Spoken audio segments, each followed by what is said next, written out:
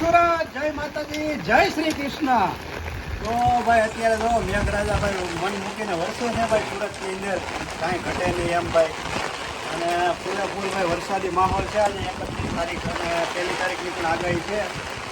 અત્યારે તમે જોવો ભાઈ ચારે બાજુ ભાઈ મુસળધાર વરસાદ વરસી રહ્યો છે સુરતની અંદર, બાકી કાંઈ ઘટે નહીં। ફૂલ બાકાજી બોલાવે છે ભાઈ વરસાદ આજે જોવો તમે। અને અત્યારે આપણે જાય છીએ ઘણા ખરા એવા વિસ્તારમાં, આ તમે જો છત્રી મારે ભાઈ આમ કાગડો થઈ અવાજ પણ એટલો બધો છે, આમ જો ઉભાતું નથી।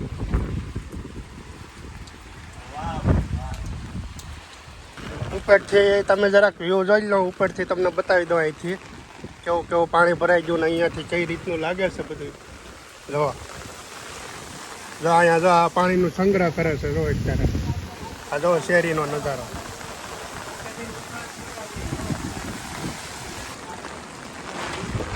તો મિત્રો એ ભાઈ છે ને અત્યારે હેઠે જશે, હમણાં આગળ ત્યાંથી હાથ ઊંચો કરે એટલે હું તમને બતાવું અહીંયાથી કેટલું નીચું છે ને। અત્યારે ગયા છે હાલમાં, થોડી વાર હમણાં હાથ ઊંચો કરે ને એટલે હું તમને બતાવું। જો ગાડીમાં બેઠો જો જાય,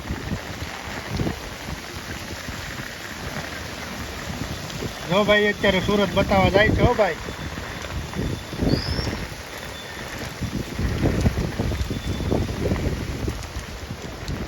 ચાલો હવે તમને સુરતનો નજારો બતાવવાનો છે, આ વરસાદી માહોલમાં કેવો નજારો છે। તો કઈ અભી આપ સभी लोग हमारा इंतजार करना। તો ભાઈ અત્યારે કરમનાથ મહાદેવના દર્શન કરવા માટે પગપાળા જાય છે ભાઈ, ચાલતા ચાલતા। તો સરસ મજાનું વાતાવરણ આપણને અહીંયા બહુ વર્ષો જૂના ઝાડવા જોવા મળ્યા છે, તમે જોવો ભાઈ એકદમ ઘનઘોર ઝાડવા છે।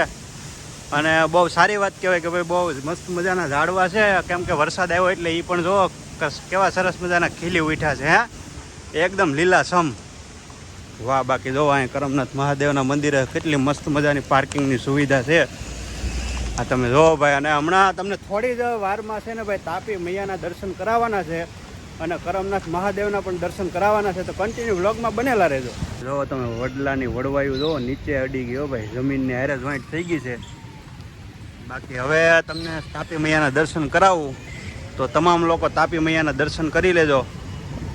જય તાપી મૈયા।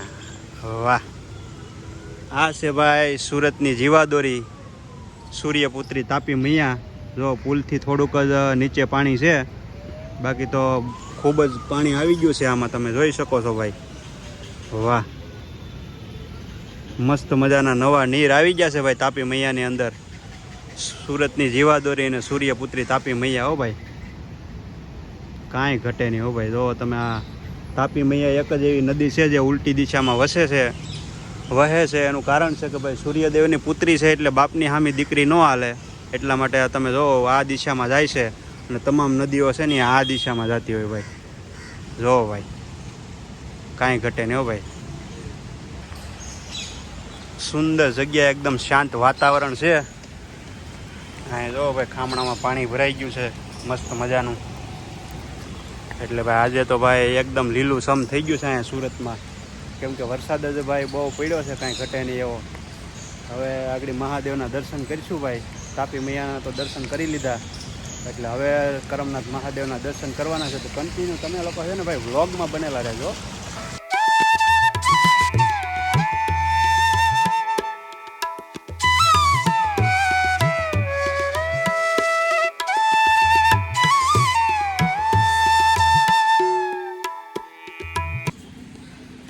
શું કરવાના અમારા શ્રાવણ મહિનો, અમારા રૂપિયાવાળાનો શ્રાવણ મહિનો છે ને, ગુરુ પૂનમ મન કેદી બે જાય, તમારા અમાનથી બે જાય, એટલો ફરક છે। અમારે શ્રાવણ ચાલુ થઈ ગયો છે, યુપીવાળા થઈ ગયું। અહીંયા ભાઈ છે ને જેટલી નદી છે ને બધી નદીઓના નામ લખેલા છે જો। અને આ ઝાડને રાખી અને મસ્ત મજાનો પાણીનો ટાંકો બનાવ્યો છે ભાઈ ખાસ કરીને, અને બધી આપણે ભારત દેશની નદીઓ જે છે પવિત્ર નદીઓ બધી તમામ નદીઓના નામ અહીંયા છે। અને મસ્ત મજાનો જો આ ભાઈ તાંબાનો લોટો છે, અહીંયાથી જળ ભરી અને તમારે પીપળે અર્પણ કરવાનું હોય, જેથી કરીને પિતૃને પાણી મળે। એટલે જો ભાઈ પીપળે પાણી ચડાવી દઈએ।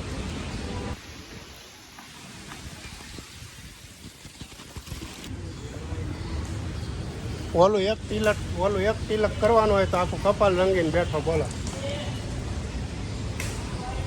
જેટલું હતું એ બધું લગાવી દીધું એને. મહાદેવનો હાસો ભગત છે હો પાછો ઈ.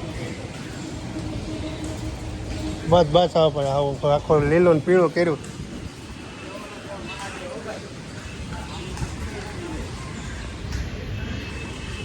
બાકી જો ભાઈ મંદિર કેટલું મસ્ત મજાનું છે ભાઈ કરમનાથ મહાદેવનું. બાકી દર્શન એમ થઈ ગયા છે, કાંઈ ઘટે નહીં એવા મહાદેવના.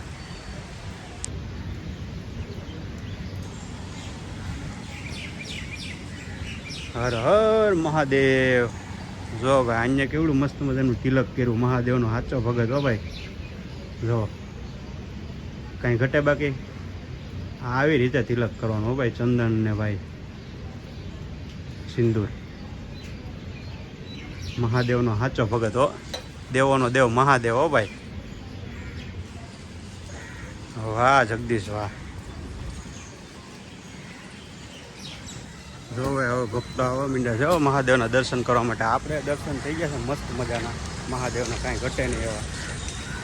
બાકી જો હવે ભક્તોની ભીડ અહીંયા લાગવા માંડી છે, કેમ કે હમણાં 7, 7:30 વાગ્યા કદાચ આરતી થાય છે. જો ભાઈ વાહ.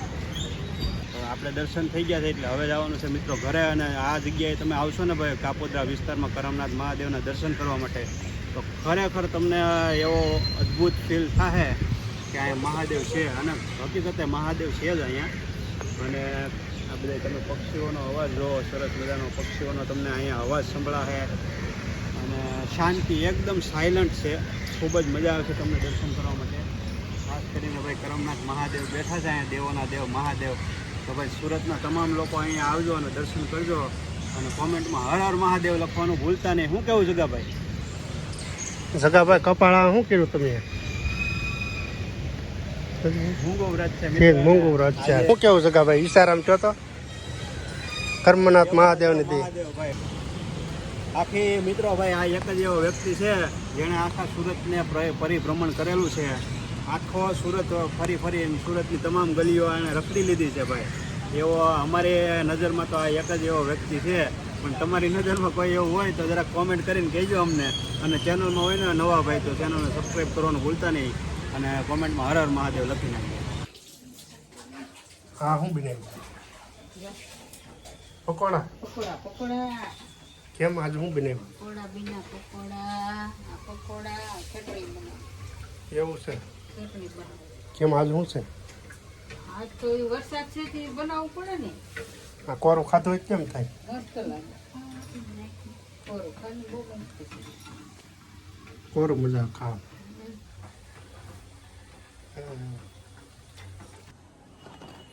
ગરમા ગરમ મહેમાનને ખવડાય એવું. એ ખાઈ જાય. નવી મીંદડી આવી યાદ. અંધારું જો હે ધાબા ઉપર પવન એટલો બધા. હા પ્રસાદી છે. હે કેમ પણ હે પ્રસાદી? હા કે આમાં કંઈક તિજોરીમાં કંઈક ભાઈ તમે લાવ્યા છે એવું ભાઈ? શું છે આમાં? એમાં થોડું કઈ ઘટાભાઈ. Sim sim. અને ભાઈ એક બાજુ આ રેડ કલરનું વાતાવરણ છું તમે જોવો તો ખરી. આ ભાઈ વરસાદ હકીકતમાં 2 દિવસ છે ને ભૂકા કાઢી નાખવાનો છે. પણ આ વરસાદની તમે યાર પ્રખ્યાત અને ફેમસ વસ્તુ લાવ્યા છે જે દરેક વ્યક્તિને અબળખા હોય, આશા હોય.